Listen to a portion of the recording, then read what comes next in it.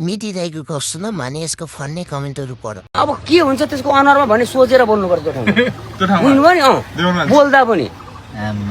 गाह्रो त्यस्तो पनि ठाउँ रहेछ नेपालको सुनसरी जिल्ला के नेपालको कुरो गर्नु हाम्रै जिल्लामा चाहिँ त्यस्तो ठाउँ रहेछ सुनसरी जिल्लामै 4 दिन बसेको माछा 4 वर्ष बसेर लाग्नु निस्किन पाइँदैन होइन निर्वाचन त्यो स्कुलबाट बाहिर निस्किन पाइँदैन राति पनि सबै वाल हेर्नु पर्यो बा बम फ्याल्दिन्छन् कि बा हान्छन् कि चिया दोकानमा गयो बोल्दाखेरि ठिक्क बोल्यो थपक्क खाएर निस्किहाल्नु पर्यो बेलुका त झन् हिँड्नै पाइँदैन सशस्त्र आर्मीहरू सशस्त्र आर्मी पनि थिए नि भएर के गर्नु त्यस्तो हाम्रो गाउँमा हिँड्यो नि कस्तो पनि एकपल्ट लफडा पनि भइहाल्यो परिहाल्यो हाना एसपी साहबलाई त ढकल्दा बाहिर बल खेला थालि त हाले अनि तुरन्त फोन गरेर ससुर आएर छिल्लीबिली पार्दैन मान्छेले गुड आयो कि त्यतिकै नि खोजेर झगडा गर्ने क्या त दङ्गा मचाउनु खोजेको नि त्यसको रोलै त्यस्तो क्या ठाउँ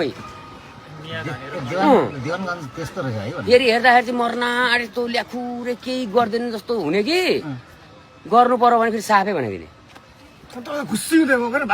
भन्दैछु त कहिले लगिदिएको होइन ल मासले उहाँ त आफ्नै ठाउँ जक्सन पढ्यो के हुन्छ होला भनेको त उहाँ पुग्यो त यार ब्रिफिङ सुनेर गाउँ हेर्दा त ला अफगानिस्तान र इरानमा आए जस्तो भइहाल्यो नि अब त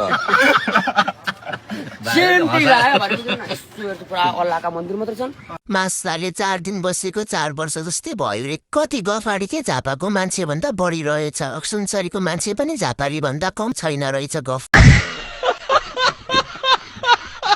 हट युद्धमा गएर आए जसरी गफ दिँदैछ नि त बाबुई झापाली फरुकी ख्याउ म्याथी फरहरी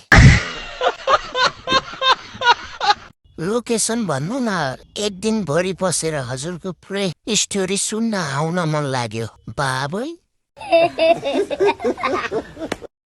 दाजु अझै टर्निङमा छन् जस्तो छन् डरे पुलुक पुलुक पछाडितिर नि हेर्छौँ। लाइक कमेन्ट सेयर सब्सक्राइब गर्न चाहिँ नबिर्सिनुहोस् है गाइज।